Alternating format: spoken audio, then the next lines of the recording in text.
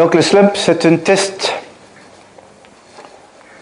en général qui est provocatrice pour la dure mère avec ses connexions avec les nerfs périphériques. Pour les nerfs périphériques du plexus sacral. Il y en a qui l'utilisent pour le plexus brachial. Ça, je l'ai essayé, mais c'est plutôt... on peut le faire intellectuellement, mais ça n'apporte pas beaucoup à la pratique. Le slump sera surtout intéressant quand on va le comparer avec la LASEG. SLR, c'est Slight Leg Raising.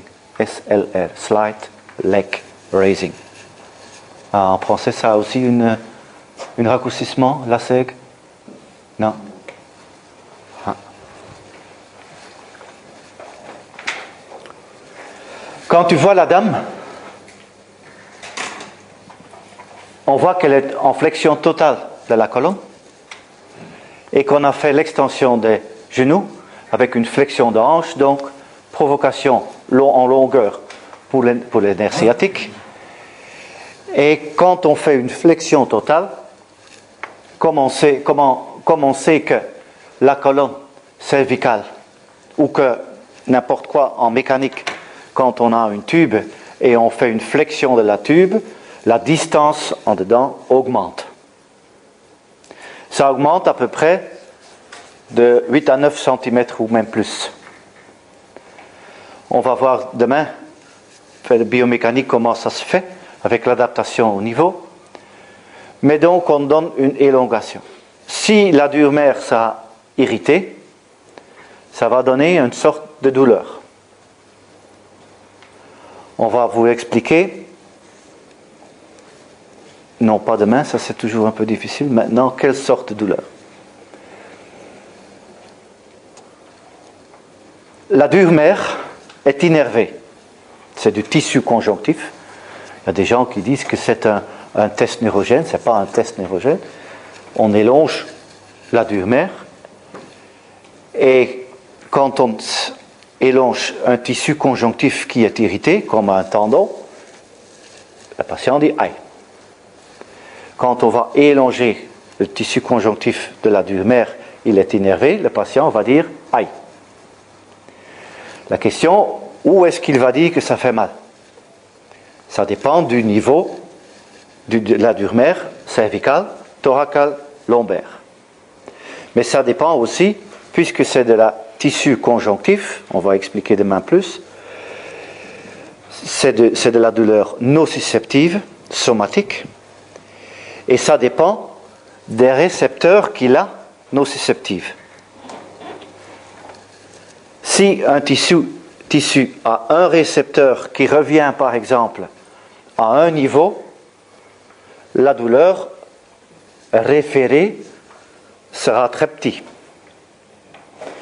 Si vous avez une structure qui est innervée par 3 ou 4 références de nerfs, la douleur sera plus grande. Comme les dermatomes de votre cervical, c'est toujours 3 niveaux, puisqu'ils sont intermêlés.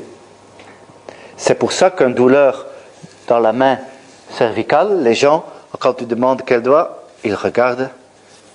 Oui, j'ai l'impression, oui, tout le main, je ne suis pas sûr. Quand tu alors les provoques, ils disent, ah non, non, c'est plutôt ces 3, ou ça. Si vous avez un problème du carpal tunnel, le problème est local. Alors ils vont dire, mais oui, c'est là que je le sens. Et avec votre aiguille, c'est oui, c'est non, c'est oui, c'est non.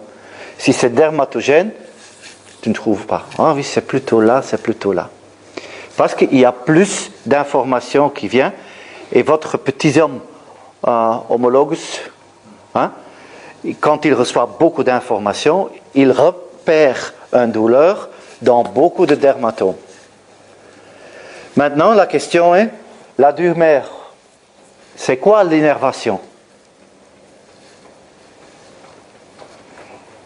C'est 2 à 4 niveaux plus haut, 2 à 4 niveaux plus bas. Donc de 4 à 8 niveaux. On va vous expliquer demain. Mais ça veut dire aussi que la référence douloureuse, puisque c'est somatique, hein, c'est pas neurogène, ça ne se fait pas une ligne, mais c'est somatique. C'est ici qu'ils disent où vous avez mal. Référé. Ça va être aussi de 4 à 8 niveaux. Donc ça va être une douleur de haut en bas. Si vous avez une douleur d'une facette ou d'un disque, c'est innervé 1 et le niveau plus haut. 2 niveaux, donc ce sera là. Une côté, autre côté. Un problème de douleur durale, ce sera de haut en bas, le long de la colonne. Beaucoup de niveaux. Donc ça va nous aider. Puisque vous étirez aussi le nerf sciatique, s'ils disent « je le sens une ligne dans ma jambe », tu sais que c'est plutôt sciatique. S'ils disent « c'est là », tu sais que c'est plutôt dural. On va plus en parler. Mais la dure-mère, elle s'attache à l'occiput et continue un petit peu dans l'occiput, dans la crâne, mais elle s'attache à l'occiput et elle s'attache au sacrum, l'intérieur du sacrum. Il est attaché à chaque niveau, mais à chaque niveau, c'est comme un accordéon, il peut jouer.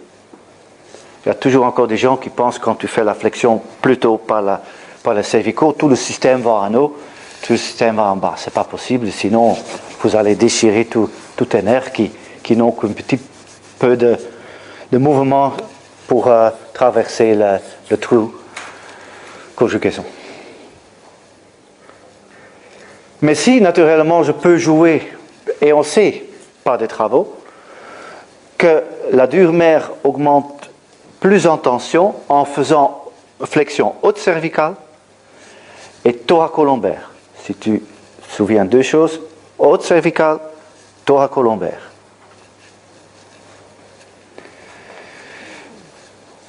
C'est un test clinique. Et toujours la critique pour le test clinique, c'est qu'on ne peut pas répéter de la même chose. Donc pour ça, il faut être strict et essayer de le faire toujours de la même chose. Et pour ça, on a fait internationalement, on a dit, on fait le slump, mais on l'oublie parfois de telle manière. C'est-à-dire, on met le sacrum vertical. On s'assit, et il y a des gens qui se mettent en postériorité, en antériorité. On démarre avec un sacrum vertical, puisque ça c'est assez facile pour voir. Si on avait dit, on met le sacrum 12 degrés en postériorité, on ne peut pas calculer ça. Donc on essaye de voir sacrum vertical. Alors on slump. Slump, c'est faire ça. Et on slump, puisque c'est là qu'il y a plus de... Pas en rétroflexion, mais de haut en bas, en flexion thoracolombaire. Puisque là, ça donne plus de... On fait ça. Et on demande si ça fait mal. Si ça fait mal, il y a un problème. Sans doute thoracolombaire. On n'est pas sûr. Et alors, on ajoute, mais pour la plupart des cas, les gens l'ont déjà fait, puisque s'ils font flexion là, c'est comme réflexogènes qui font ça. Et tu ajoutes haute cervicale. Pas beaucoup de tension. On fait beaucoup de tension, et tous ces trucs dans les cours avec des jeunes gens de 20-25 ans, c'est gai de leur tirer et tout ça, mais quand vous avez quelqu'un de 60 ans qui est un patient, il ne faut pas tirer. Les tests sont neurophysiologiques. Je cherche la réponse et je reste dans la physiologie. Je ne vais pas dans la fin anatomique des structures. Et j'augmente la tension haute cervicale. Donc maintenant, je sais que je mets la dure-mère en tension. Si maintenant le patient dit j'ai mal, d'abord, où? Où? Quel? Il dit, oh, la longueur de la colonne. Oh, c'est plutôt dural. Ou là, où c'est dans... Par exemple, je sens des picotements dans le pied. Je dis quelque chose. C'est ça par dural.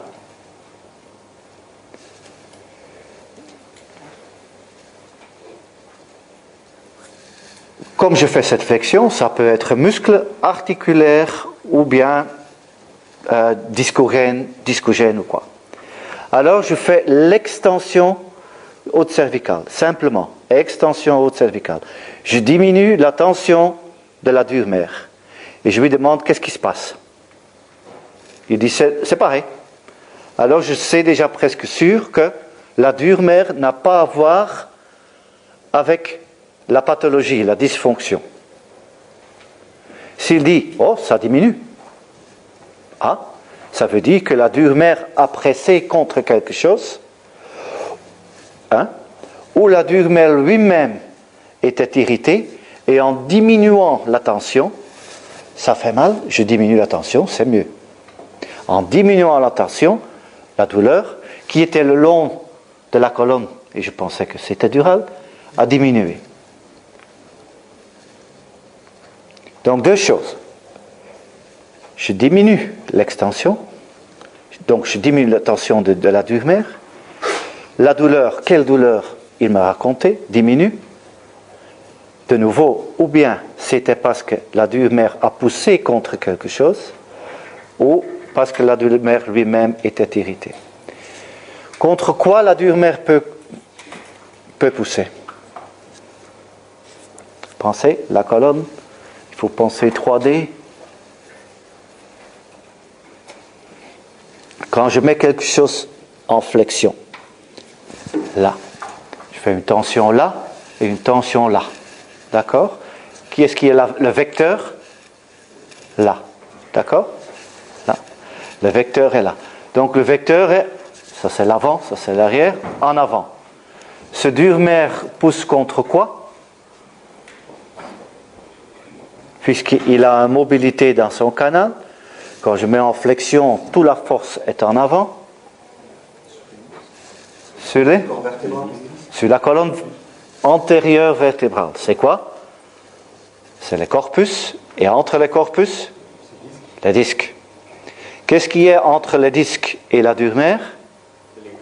Un ligament. Ligament longitudinal postérieur. Okay. Qui est aussi sensitif. Hein? Donc ça peut être ça. D'accord? Mais on ne va pas changer le ligament longitudinal postérieur en faisant ça, puisqu'il est fixé, il ne peut pas bouger comme la dure mère. Mais surtout, il pousse contre le disque. Donc si je mets quelque chose qui pousse contre le disque va être irrité, il va dire à mon cerveau, j'ai mal, le cerveau va dire, 1 à 2 niveaux, ça. Si c'est la dure mère qui lui-même est irritée par le frottement du disque qui a une cicatrice, ce sera la dure mère lui-même qui est responsable. Quand je mets la tension, je lâche la tension, cette douleur va diminuer. Je sais que c'était la dure mère lui-même qui est irrité. Parce que ça, on le voit moins que le disque. Mais en plus, ça c'est clair. En plus, ce dure mère, ça devient un peu plus difficile. Il continue, où? Dans les manchons. Il forme les manchons, il continue un peu dans les manchons et alors il s'arrête. Et ça devient les nerfs périphériques, les racines, les nerfs spinaux qui font le nerf sciatique. Donc quand je vais ajouter, alors après ce jeu-là, je vais vous montrer, les genoux sont fléchis. Je fais une augmentation de mon extension. J'étire sur le nerf sciatique. Le nerf sciatique sera étiré. Ou bien c'est lui-même qui est irrité, le nerf, et il va donner une douleur là. Ou bien ce nerf va, par le manchon, tirer contre la dure mère, ou au dure mère, mais alors ce sera une douleur haute, puisque ce manchon, il est innervé 1, 2, 3, 4, 1, 2, 3, 4. D'accord? Ou bien, troisième conclusion, mais vous l'avez dans le texte un peu plus tard, ou bien, quand je tire le nerf, une colonne thoracale, là, c'est la moelle, ici, c'est le queue de cheval qui arrive, ça va là. Si je fais une flexion, C'est-à-dire, pas en avant, mais une slump. C'est pas bien dessiné, c'est plutôt comme ça. Et ici, il y a le disque et le nerf qui vient de haut, LE, et qui sort là. Comme c'est en flexion, donc il y a une tension d'ici. Slump.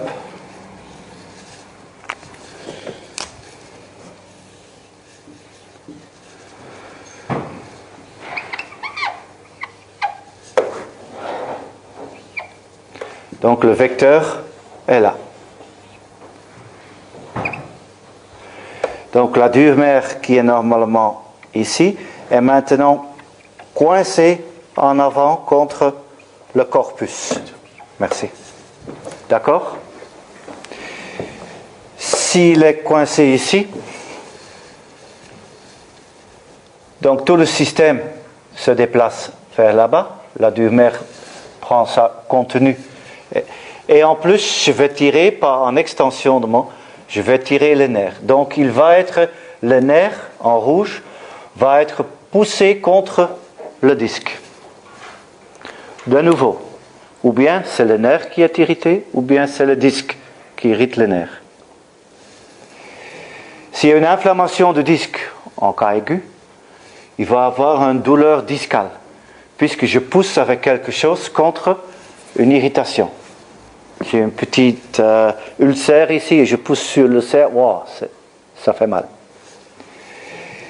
Ça va donner une douleur à deux niveaux locaux. Postérolatéral, unilatéral, central, les deux côtés. Si le nerf lui-même est irrité, il va non seulement être douloureux parce que je l'étire, mais aussi parce que je le frotte contre quelque chose. Donc avec ce test, je vais voir une douleur dans la jambe. Donc le slump peut me montrer, premièrement, j'ai une douleur durale lui-même. J'ai une douleur, le dura qui pousse contre le disque. Ou en faisant ça, non seulement avec ça, en faisant l'extension du genou, je tire le nerf, ou bien le nerf lui-même est positif, ou bien le nerf pousse contre le disque, ce sera de nouveau une douleur là. Si c'est le nerf lui-même qui est irrité, quoi sera encore positif? Le LASEG. Puisque le LASEG est plutôt le test pour le nerf, pourquoi? On fait le LASEG en décubitus dorsal. Donc on n'a pas de poids, on n'a pas de flexion, on n'a pas la propulsion en avant, puisqu'on est sur le dos. Donc qu'est-ce qui se passe sur le dos? Le cauda equina se déplace en arrière. Il ne pousse plus contre le disque. D'accord? Et le test est purement l'élongation du nerf lui-même. Donc le slump montre-nous le problème discodural. Le LASEG nous montre le test du nerf lui-même. Black and white. Il y a toujours du gris là-dedans. Au début, c'est difficile, mais on va revenir à ça, y revenir.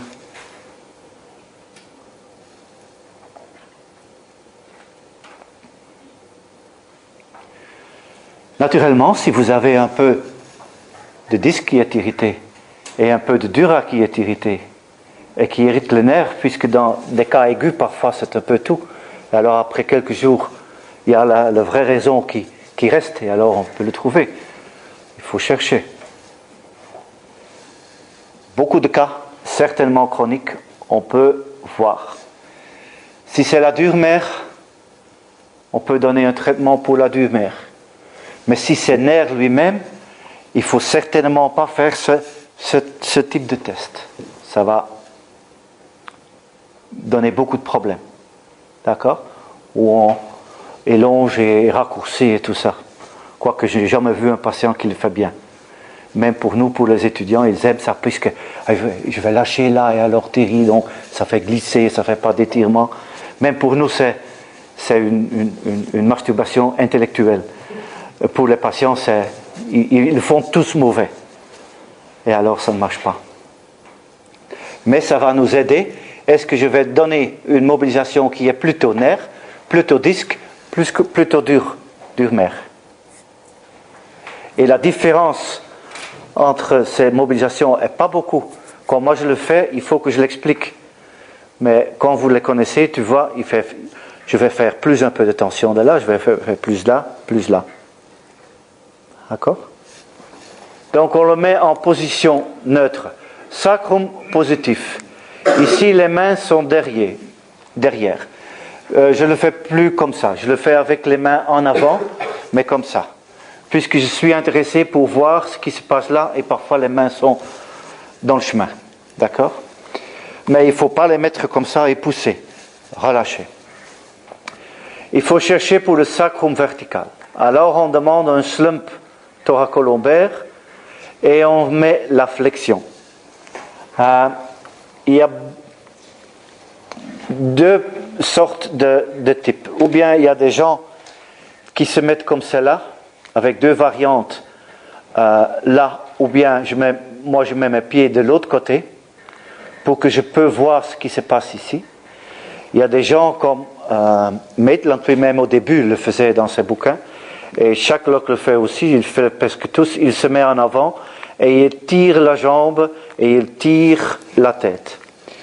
Pour moi, ça c'est bien chez des jeunes gens pour voir ce qui est la limite anatomique. Moi, je suis intéressé à la limite neurophysiologique des gens.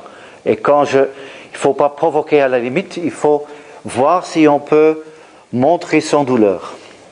Donc, je me mets là, et alors j'ai la possibilité de voir, qu'est-ce qu'ils vont faire quand tu fais une extension? Qu'est-ce qu'ils vont faire? Ils vont reculer avec le pelvis. Le plus qu'on va antérieur avec le pelvis, le nerf sciatique, il doit tourner vers là, donc ça c'est un détour. Si je mets là, ça raccourcit. Donc si ça fait mal, ils vont raccourcir. Il n'y a personne qui aime la douleur. Donc si tu es devant, et tu es ici, tu ne vois pas ce qui se passe là. Et chaque fois que tu augmentes la tension ici, ils vont aller plus loin là. C'est une opération nulle et tu augmentes la tension sans que tu apprends quelque chose. La flexion, donc quand on est ici, alors on va faire passivement. Il ne faut pas demander aux gens de lever la tête. C'est toi qui le fais. Puisque quand eux ils vont le faire, ils vont faire une extension plus loin que haute cervicale. Et alors on diminue la tension dans les longs muscles, dans le ligament longitudinal postérieur, et on perd sa finesse de définition. Donc là on le fait passif, mais c'est écrit plus loin dans votre... je le montre maintenant un petit peu. Et on demande, est-ce que ça change? Alors on demande, de nouveau, on revient en flexion. Faites une extension du genou. On demande ce qui se passe. Est-ce que c'est la même chose ou c'est une douleur différente? Puisque maintenant on utilise le nerf sciatique qui va de nouveau, comme la flexion, augmenter la tension de la dure-mer via les manchons, mais aussi qui va augmenter le strain dans le nerf sciatique, et quand le nerf sciatique lui-même est irrité, ça va donner, mais alors ça donne un problème dans la jambe. Si ça donne un air d'irritation, de douleur, c'est typiquement neurogène. S'ils disent j'ai un picotement dans les pieds, ça veut dire que tu pousses le nerf contre quelque chose qui organise une diminution du sang et qui donne une sorte de sténose temporelle par la posture. Ce n'est pas une sténose anatomique qui est là, mais par la position tu l'organises. Donc c'est pour ça l'intéressant, paresthésie douleur. Si ça donne des problèmes, c'est assez. Si ça ne donne pas de problèmes, tu peux augmenter la tension dans le nerf sciatique en faisant dorsiflexion. Dorsiflexion augmente la tension dans le nerf tibial, pas dans le nerf fibulaire. Le nerf tibial, c'est L5S1. On peut écrire, mais on va reparler de ça. Si on demande une inversion, c'est le nerf fibulaire, c'est L4, L5S1. Mais c'est déjà trop dans ce moment. Certes, si c'est aigu, il ne faut pas faire tout ça. Il ne faut pas aimer ça. On peut refaire ça. D'abord, on fait le slump. En général, ça me donne des idées. Je pense un peu, je peux le refaire pour dire, est-ce que maintenant ce type... Ce n'est pas le problème le plus intéressant en ce moment. Si le type est très chronique et il a peu de mal, tu peux le faire. Mais donc, ok. Alors, tu fais de nouveau ça et tu demandes si ça change. Si ici c'était neutre, ici il y a un peu de douleur, il dit que ça fait mal, alors tu fais l'extension. Si cette douleur dans la jambe diminue, ça veut dire que la dure-mère a fait quelque chose avec le problème. D'accord?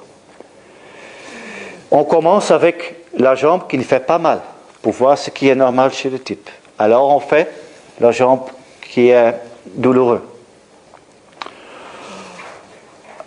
Alors on peut aussi le faire avec les deux jambes. Mais si par exemple c'est déjà positif avec la jambe douloureuse, avec ça, ça n'a pas de sens de le faire avec les deux. Ça va donner la même chose, ça va irriter plus le patient et ça va être plus difficile pour le faire. Pourquoi? Quand tu fais deux jambes en extension, il y a deux ischio-jambiers qui font contraction et qui vont faire que vous faites une rétropulsion du pelvis. C'est une protection. Rétropulsion du pelvis, moins de tension sur le nerf sciatique. D'accord? Voilà, ici c'est écrit, les petites photos, j'espère, Mathieu a de nouveaux photos, il est en train de faire un film, mais le texte est là, ce qu'on peut faire, donc position de départ, sacrum vertical, pas de support du membre supérieur, slump de la région, en flexion, donc sentir demander, c'est pas lisable ici. Chaque fois c'est mis. Donc pour après vous pouvez utiliser ça pour voir la différence. Ça c'est l'explication qu'on a déjà dit, qu'on va refaire et que demain on va le redire. Au début c'est c'est pas écrit c'est écrit nulle part ça, dans aucun livre, aucun article. Donc il faut qu'on se mette à écrire pour mettre ça en texte.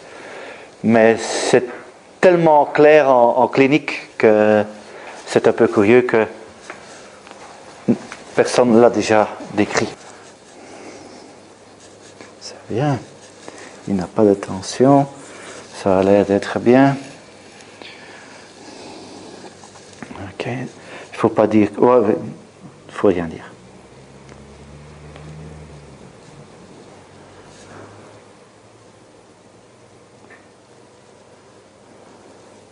À droite, de nouveau à droite. Donc ça c'est toujours ma première latéroplexion. Ça va? Ça va. Pas de problème? Ça va. Extension, vas-y. Vas-y. Ok, revenir. Pas de problème? Ça va. Flexion. Revenir. Donc il fait tout assez bien. Il ne fait pas grand mobilité, mais c'est normal. Hein? J'ai l'impression que ça va plus... C'est plus difficile à gauche qu'à droite. Oui. Et ça encore, je vais à gauche. Alors maintenant, c'est intéressant de savoir, ça donne un problème ici, compression, ou ça donne un problème là, élongation. Donc maintenant, je vais lui demander, ça va difficile pourquoi? Par ici ou par là? Ou c'est simplement raide?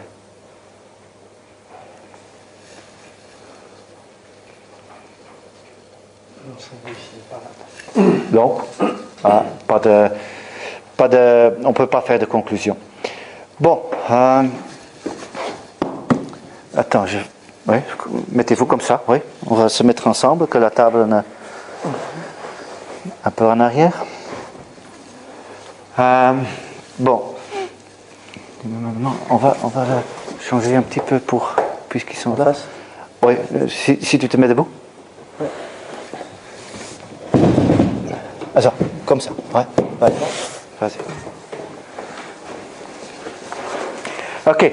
Mettez-vous assis comme vous êtes assis normalement. Ouais. Ça, c'est ta posture normale? Ah. Relax. Ouais. Ok. Donc, ça, c'est sa posture relax. Alors, je suis intéressé pour voir si c'est son maximum. Si ça, c'est son maximum, c'est pas le slump, hein, c'est son maximum de postériorité, ça veut dire qu'il utilise quel muscle? Quand c'est son maximum? Pas de muscle. Alors, c'est le système ligamentaire. Ok? Vas-y, plus loin. Donc, ici, il fait un peu plus de flexion, mais son pelvis n'a pas bougé. Donc, son pelvis est dans sa postériorité générale musculo-ligamentaire, hein? D'accord. Il a augmenté un peu ça. Donc, puisqu'il a augmenté un peu de flexion ici, il avait un peu de muscle qui est en train de travailler là. Sinon, il ne pouvait pas relâcher. D'accord? Maintenant, mais c'est une posture assez bien pour être relaxé. On va lui demander de te mettre dans une posture dont vous pensez que c'est le meilleur pour toi, pour ton dos. Ok. Et revenir. Hop. Ok, revenir. Vas-y. Ok. Donc, il augmente une tension ici et il va quand même un peu avec son pelvis. Supposons qu'il a fait ça, et fait une extension ici. Voilà. Hein? Alors, il n'a rien changé là. Mais lui, petit peu. On va lui demander, va en avant le plus que possible. Si c'est aigu, on ne peut pas faire ça. Hein? Encore. Donc on voit que son pelvis ne fait pas beaucoup de mouvements. Hein. Ici, il est bien, mais il est un peu raide. En postérieur, vas-y. Voilà. Ok, c'est bien. On va mettre son sacrum vertical et son sacrum est presque vertical. Donc ça c'est bien. Je me mets en arrière. Si j'ai des problèmes avec quelqu'un qui a l'axe, je mets mon pied là pour que ça tienne. Alors je sens quand il va aller en arrière. Je vais lui demander de faire une flexion ici. Fais-en en bas. Ok, là, encore. Ça c'est son maximum. Pas de problème? Non. Je vais demander une flexion là, chin to chest. Ok. Je pousse pas, mais je laisse aller à la fin. Il n'était pas à la fin. Laisse aller. Encore. Ok. Là, je suis bien. Il y a un problème? Ça va. Si il y avait un problème, pas un problème ici, mais un problème là, je lui demanderais, laisse-moi aller. Ok. Et alors je vais lui dire, est-ce que ça change? Oui. Il n'y avait pas de problème, donc comment ça peut changer? Il y avait un étirement. Un étirement, d'accord. Et un étirement où? Laisse aller. Encore. Ok, c'est ça que je veux. Haute cervicale. Ouais. Où ça? Un étirement où? Montre avec le bras. Au niveau dorsal. Ici. Non, plus haut. Plus haut. Ok. Ça peut être cervico-dorsal. Cervico-dorsal. Ouais. Si on fait ça, lâchez. Et ça diminue. Ça peut être, je vais le mettre un peu comme ça. Ça peut être dural, mais ça peut être aussi les longs muscles de la nuque. Quand on parle dimanche cervicaux et slump, comment alors on va essayer de faire une différenciation. Ici, on fait une différenciation pour ça avec ça.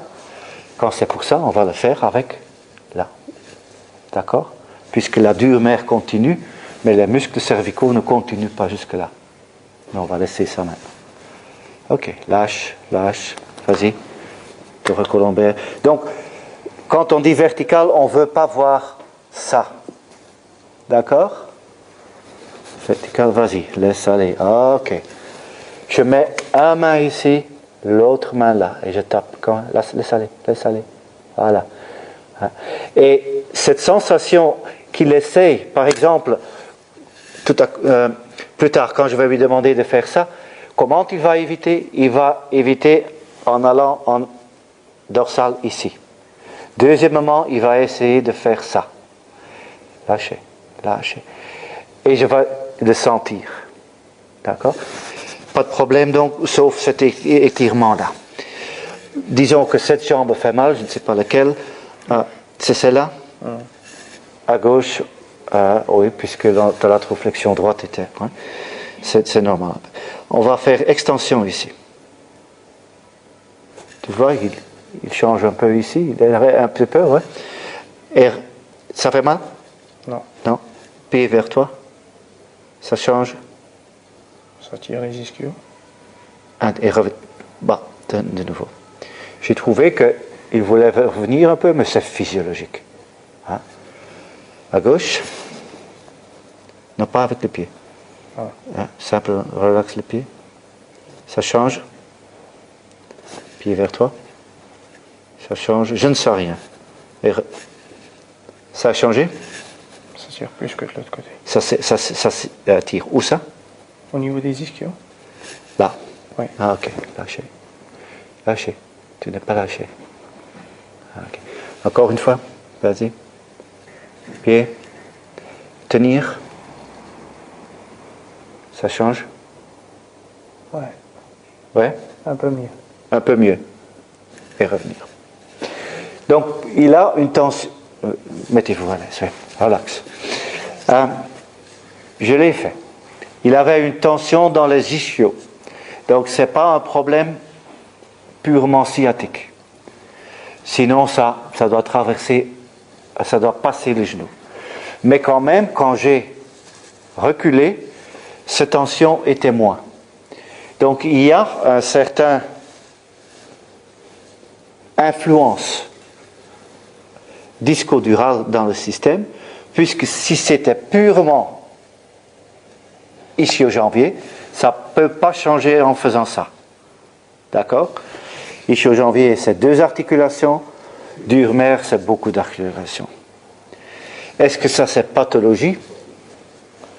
C'est presque physiologique. Mais quand même, il dit de temps en temps, j'ai mal là, et avec une jambe. Et qu'est-ce que ça fait dans ta jambe, votre problème? Tu dis de temps en temps, j'ai mal là et dans la jambe. C'est au niveau de la jambe, un petit peu des douleurs. C'est pas irradiant, c'est pas chut. Non, c'est pas des douleurs du nerf spécialement. Non. Quelquefois, une petite paresthésie, on va dire. Légèrement si je reste allongé. Ouais. Allongé. Mais beaucoup de contraintes aussi sur mon corps. Ouais. Tu es un peu raide, oui. Si tu es allongé, alors allongé comment? Allongé en décutus dorsal. Ah oui. Ouais. Ok. Bon. Alors après, on va voir ce que ça fait le lacet chez lui. On ne va pas le faire maintenant. C'est pour cet après-midi. Mais bon, donc ça c'est le slump. Je répète. Et donc chez lui, tout est un peu raide. Quand je lui demande, il retient un peu. On ne sait jamais si c'est une protection ou si c'est normal. Hein? Donc, tenir vertical, laisse aller. Très bien. Ok. Faites attention que ça ne marche pas vers là. Ou il y en a qui font une flexion. Et ils font une flexion dans les hanches. On va le faire mauvais. En avant. En avant. Non? Yaps. Là. Ils font ça. D'accord? Ça entraîne une provocation du nerf puisqu'on va en flexion. Et ça n'a pas de sens. Donc, toujours de haut en droit. Laisse aller. Hop. Laisse aller. Ok. Et là, tu te laisses. Là, 2 mains. Ok. Je vois ça. Je peux me tenir là. Ça, c'est bien. Pour moi, ça, c'est bien. Ok. On peut, si ça fait mal, je le prends occiput frontal. Lâche. Laisse-moi aller. Et on fait ça. Est-ce que ça change? Est-ce que ça change? Là, c'est lâcher. Encore. Voilà. On va faire cette jambe qui n'a pas de problème. On le fait. Si ça fait un problème, tchac, tchac. Et on demande, c'est différent. Est-ce que j'ai un mesurement mécanique? Oui. C'est-à-dire, je vais regarder, par exemple, il s'arrête ici et ça fait mal. J'essaye de compter combien de degrés et pour la prochaine fois, je vais alors voir si jamais il va plus loin ou moins loin. donc, puisque c'est plus irrité. D'accord?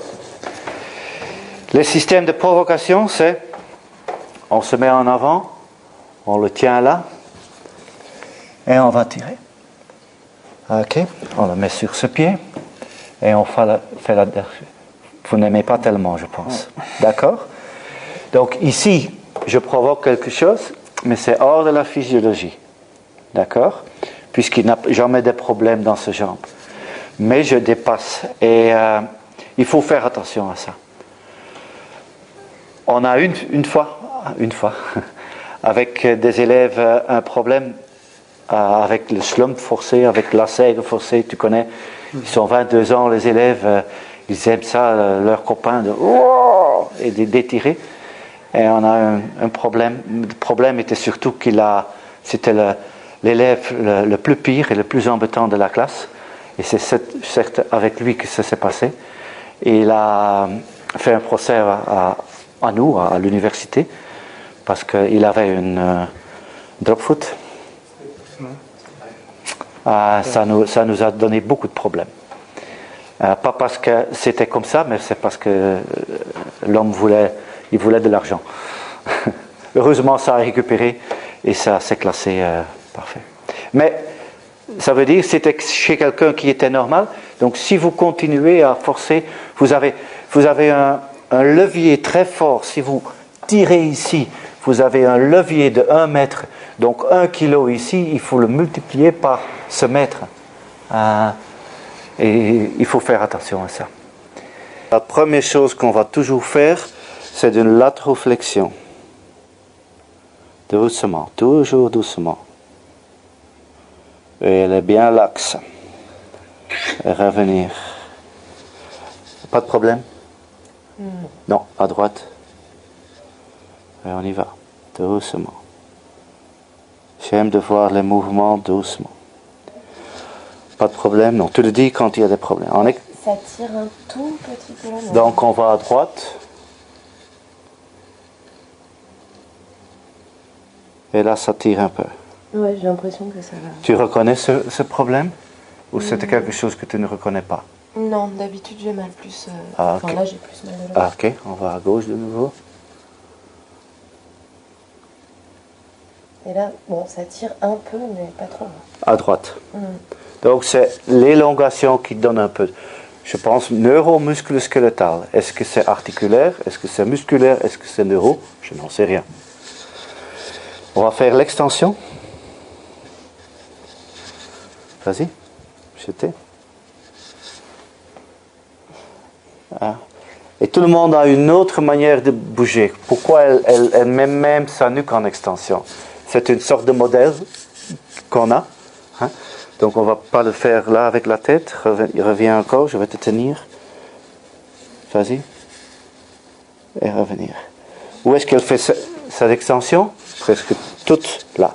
Ça reste ici. Là, 1 ou 2 vertèbres. Hein? Elle fait là l'extension. C'est un peu de GIF.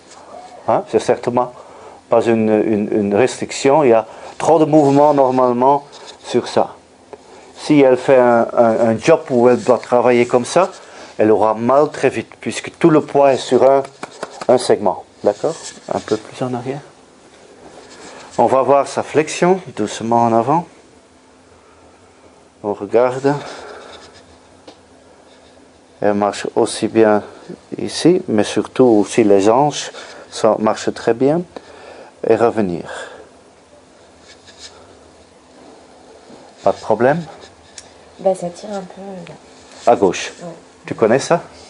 Bah je sais pas. Ouais non, normalement c'est de l'autre côté. Non. Bon. C'est bien, c'est bien. On va de nouveau faire la flexion.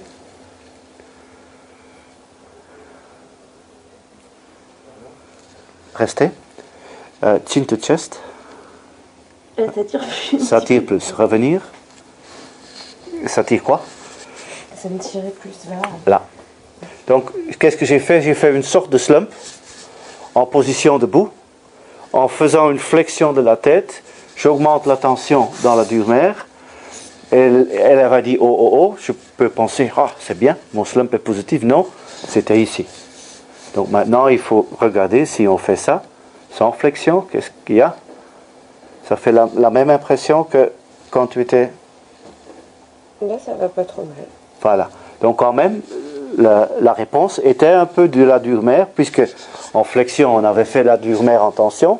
On augmente en flexion là, et ça donne une douleur ici. Si c'est cervical purement musculo-articulaire, ici le même mouvement doit donner la même douleur. Mais c'est différent ici que dans cette position. D'accord? Donc ça veut dire que la dure-mère est un peu responsable pour ce problème-là aussi, puisque la dure-mère commence là et là. Okay. Bon, on va se mettre sur la table, là. Ok. Au début, vous allez voir, dans les anciens livres, on met les mains comme ça. Mais comme je veux faire quelque chose ici pour changer la position, ils sont un peu dans mon chemin et je le mets comme ça. Mais pas poussé. Ok. Et vous aurez dans des livres où vous allez voir qu'il y en a qui sont devant pour le slump, pour le faire tirer et pour passivement tirer sur la jambe. Moi, je préfère d'être ici,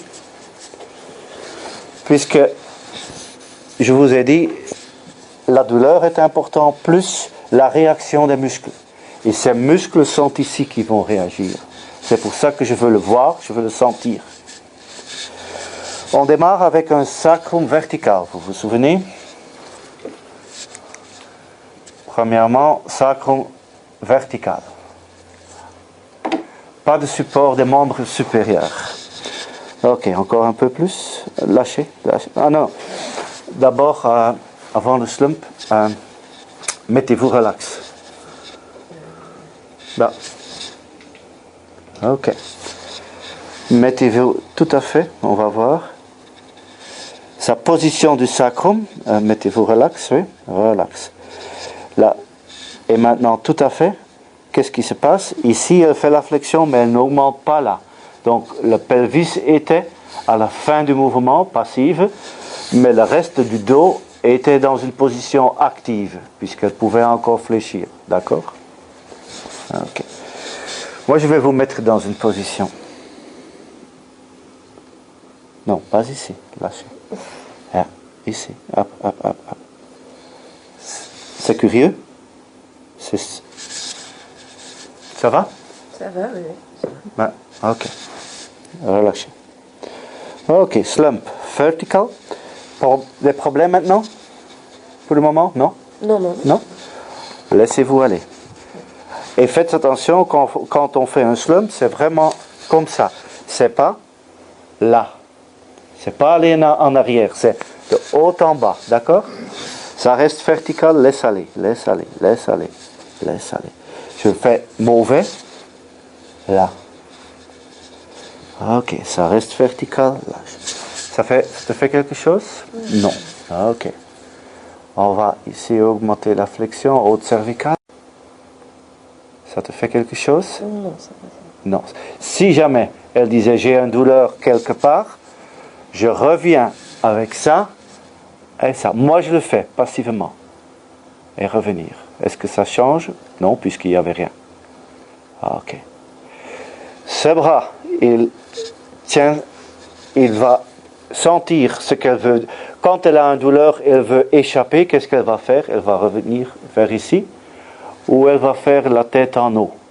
Et je peux le sentir ici. D'accord? Donc pas de problème. Donc normalement c'est ton bras gauche, donc on va démarrer avec le droit. Droit. Et revenir. Problème? Non, ça Non? va. Ok. Ouais. Gauche. Et revenir. Problème? Ça tire un petit peu sous le pied. Yeah. Ouais. Tu reconnais ça? Et bien, c'est de l'autre côté, normalement. Mais... Normalement, c'est de l'autre côté. Hein? Ouais. Ah, ok. Justement, la question... Attends. À gauche, de nouveau. Tu tires le pied vers toi, les orteils vers toi. Ouais. Ça fait plus mal. Tenir. Ça change? Mais non. Non. Ah, ok. Voilà. Je mais puisque ne la laisse pas trop longtemps. Donc qu'est-ce qu'on a vu? En augmentation la tension vers le nerf sciatique, elle a une douleur dans la jambe qui est augmentée avec plus de tension par le nerf tibial, mais en diminuant la tension du dur-nerf, ça n'a pas changé. Donc je suis sûr que si on va faire le LASEG, il va être aussi positif. Donc en tout cas, le slump est négatif pour elle. Quoique elle a dit qu'elle a mal, mais en changeant la tension de dur-nerf, il n'y avait pas de changement de douleur. Donc le slump, c'est pour voir si le changement de la douleur, si le changement de la dur-nerf a quelque chose à voir avec la douleur. Et chez elle, pour le moment, pas. D'accord? Donc, quoique on a provoqué une douleur, le slump est négatif. Donc, tous les gens qui ont des thoracalgies chroniques, il faut aussi faire le slump. Moi, je fais toujours le slump, même avec les gens qui viennent avec un problème cervical. Je le fais toujours. Mais on va voir le slump... on change un petit peu quand on a des problèmes cervicaux. Puisqu'alors on ne va pas travailler pour les lombaires avec la tête, mais on va les mettre et on va travailler de bas en haut. D'accord? Puisque si tu fais la flexion en haut, tu ne sais pas si la douleur augmente, si c'est le ligament long intérieur du canal, ou si c'est la dur-nerf, ou ce sont des muscles, ou ce sont des articulations. Donc alors il faut rester dans la position et changer la dur-nerf avec la jambe pour là-haut. D'accord? Tandis que maintenant, pour voir si ça change dans les lombaires, on fait les changements là. Ça ne change rien aux articulations, aux muscles et aux nerfs. Simplement, ça change les nerfs en tirant par le dur-nerf. Et on va voir ça. Donc, le slump, ainsi, c'est une séquence codifiée des mouvements et on enregistre, comme j'ai déjà dit, la réaction musculaire. C'est-à-dire, c'est une réaction musculaire qui essaie d'évoquer plus de compression. Donc, ils vont revenir en arrière, ou ils vont redresser, ou ils vont redresser.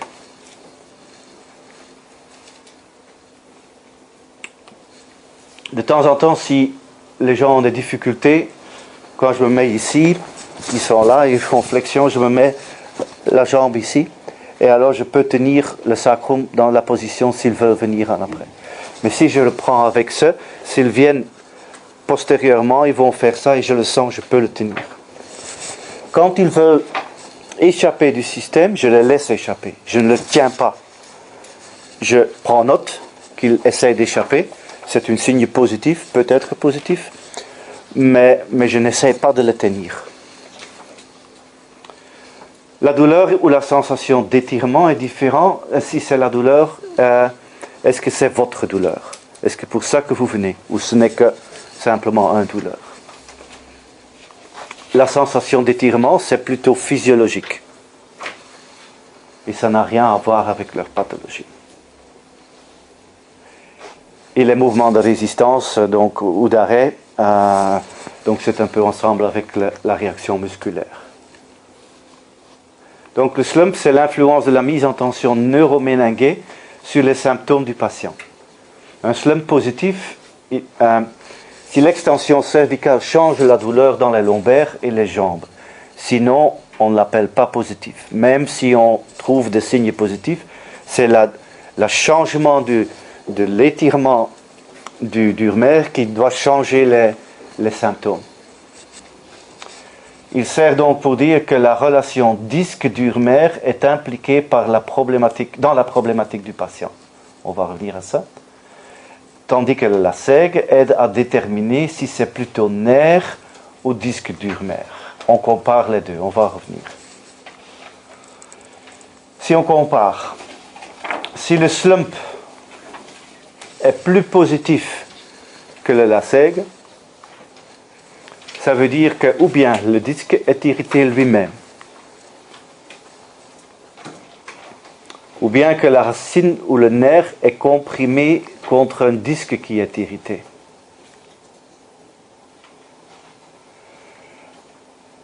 Ou bien que la dure-mère lui-même est irrité.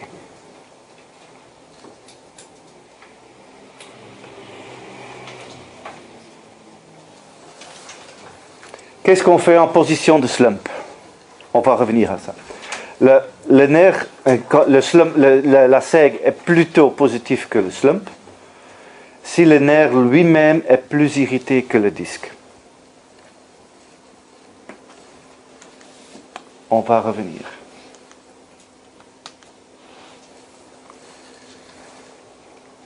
Qu'est-ce qu'on a dans un slump? Le système est en charge du poids. Le disque est donc un peu plus bombé, plutôt protrusé qu'en position debout ou extension. Il est dommage qu'on ne peut pas faire des MRI actives. Vous savez, il y a des MRI qui sont ouverts où on peut passer d'un côté, donc au lieu que c'est fermé, il y a un côté qui est ouvert, il y en a même plus grand où on peut être assis. Donc ce sera intéressant de prendre un MR, pas d'un genre qui est mis sur le dos en position comme ça, mais chez quelqu'un qui est comme ça. Ce sera intéressant de voir un MR chez toi par exemple, quand tu étais assis comme ça, en comparaison avec sur le dos où tu es plutôt en extension. Et ce sera certainement intéressant, si jamais vous avez l'occasion d'utiliser un MR ouvert, pour le mettre en position assis et prendre un MR en comparaison. Hein? IRM, MR en flamand c'est MRI. Ouais, ok. La dure-mère est plus en tension en slump. Bon, on est d'accord avec ça, avec tout le système. La dure-mère aussi, il pousse vers l'avant, ou il est poussé en avant. Si on a une colonne ici, sacrum vertical, hop, il est raide. Hein? Et on le fait comme ça. Puisqu'on le tire tout à fait, puisqu'il est étiré, si on tire là et là, la résultante est vers là-bas. Donc la dure-mère, qui a le contenu de la moelle et ici du queue de cheval, il est poussé en avant. Qu'est-ce qui est en avant? Tout d'abord le ligament longitudinal, deuxièmement le disque. Donc le système colle le disque et la dure-mère. Si le disque est irrité, il y a la dure-mère qui pousse contre quelque chose, le disque qui est irrité. Vous aurez un douleur référence de disque. D'accord? Si la dure-mère lui-même est irritée, mais pas le disque, quand tu frottes quelque chose qui est irrité contre quelque chose d'autre, c'est une sorte de palpation, ça va être positif, mais ce sera une douleur de dure-mère. Est-ce que c'est différent, la douleur causée par la dure-mère et le disque? Ça, il faut voir l'anatomie de la nociception de ces deux choses. On va voir ça demain, mais pour dire maintenant, sinon c'est un peu fou que j'en commence. Oui, c'est différent. La dure-mère est innervée par 8 niveaux, 4 à 8 niveaux. Le disque est innervé par 1 à 2 niveaux. Comme la douleur sera référée, puisque c'est du tissu conjonctif, c'est une douleur référée, on revient avec ça. L'un douleur sera nociceptif de 8 niveaux, ça veut dire qu'il va être comme ça. Comme le disque est innervé de 1 à 2 niveaux, ce sera un point à gauche ou à droite, ou les deux, si c'est au milieu. La douleur, typiquement pour la dure-mère, c'est de haut en bas, c'est une grande ligne. C'est un peu comme ça. On avait quelques-uns qui montraient au thoracal, c'était toi? Ou ton copain qui... C'était toi? Et tu... Non? Ouais. Et elle montrait là. C'est là, c'est pas une place. Si vous avez un disque, c'est plutôt une bande un peu comme ça, à gauche ou à droite comme ça. C'est pareil avec une facette, la capsule d'une facette. Ou bien il montre le point, ou bien aussi il montre ça. La dure mère, c'est toujours de haut en bas. Puisqu'il est innervé, on explique plutôt ça demain.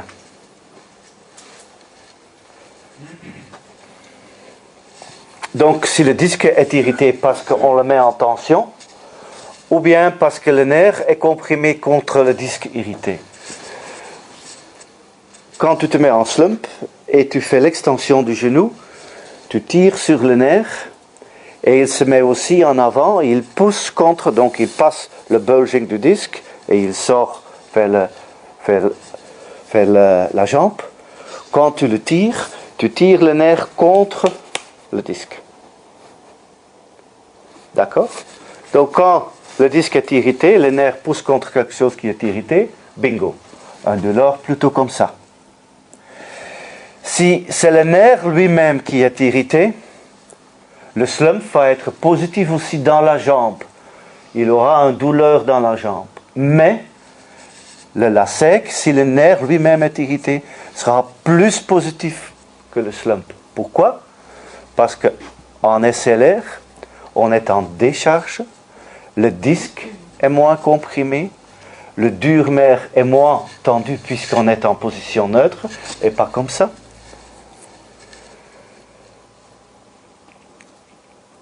Mais surtout parce que les nerfs, les racines et les nerfs sont plus tendus. Quand tu fais la LASEG, le nerf est beaucoup plus tendu, même en assis. Si tu te mets comme ça, oh, c'est stop. C'est aussi parce que le nerf est trop étendu et mes muscles m'aident. Quand je me mets comme ça va bien. D'accord? Donc si tu es sur le dos, avec une position comme ça tire beaucoup plus sur le nerf qu'un slump. C'est pour ça aussi, quand ça tire sur le nerf, qu'est-ce que les gens vont faire? C'est pour ça qu'ils vont faire ça. Ça va faire moins de mal. Et c'est normal qu'ils le font. Tu le laisses faire. D'accord? Et j'espère qu'on aura quelques exemples où il y a vraiment une différence, un slump positif avec un LASEG presque négatif ou l'inverse. C'est pas toujours si clair, mais de temps en temps, c'est bien net. Ok, donc la différence entre slump et SLR, le système est en décharge, on est en décubitus. Donc le disque est moins comprimé, le dur-mère est moins tendu, donc on n'a pas ce conflit dur-mère-nerf. Et comme le nerf est plus tendu en SLR, on fait plus de provocation des nerfs. Quand il est irrité, il va être positif. Alors après, on a encore notre palpation pour voir si ce nerf irrité est primairement ou secondairement irrité. Le plus que la palpation est aussi positive, le nerf lui-même est primairement irrité. On va revenir à ça, pas de problème.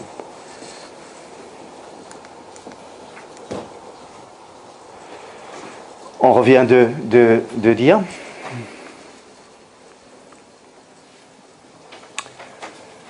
La comparaison aussi entre slump et SLR donne une orientation de la caractère direct ou indirect neurogène de l'atteinte nerveuse. Deuxièmement, permet une différenciation entre la douleur mécanique ou la projection radiculaire ou la douleur locale. C'est-à-dire, par exemple, on va en revenir, mais par exemple, on pense que c'est un sacroiliaque, on fait un slump, et la douleur qui est là change tout à fait avec l'extension du haut cervical. Ça n'a rien à voir avec un sacroiliaque. Il n'y a rien qui change dans un sacroiliaque quand on fait ça. Donc si le docteur il nous envoie, c'est sacroiliaque, il faut le traiter, et vous voyez que le slump montre la douleur, et la douleur est partie sur cette région, c'est pas sacroiliaque. Peut-être il y a en plus un sacroiliaque, mais certainement il y a d'autres choses que ça. D'accord? Vous pensez que c'est un système facétaire L5-S1 et la douleur change totalement avec l'extension du haut cervical? C'est pas un facette, c'est pas possible. Pareil avec un muscle local, si vous pensez que ça c'est la cause de douleur, c'est pas possible. Donc ça surtout, ça nous permet de faire une différenciation d'un système mécanique ici ou un système radiculaire ou bien discodural. Et il y a beaucoup de sacres iliaques que vous avez fait avant, que vous allez voir qui ne sont pas